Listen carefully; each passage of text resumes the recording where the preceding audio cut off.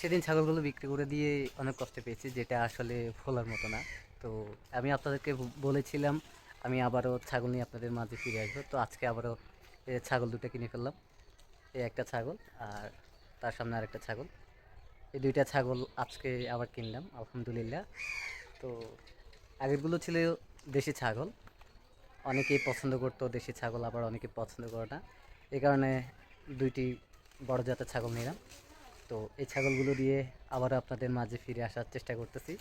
আশা রাখছি আগে যেভাবে আমার জন্য এবং আমার ছাগলের জন্য দোয়া করেছেন, ইনশাল্লাহ এবারও আমার জন্য এবং আমার ছাগলগুলোর জন্য দোয়া করবেন, যাতে আমি তাদেরকে নিয়ে আবারও অনেক দূরে এগিয়ে যেতে পারি, আপনাদের সাথে থাকতে পারি।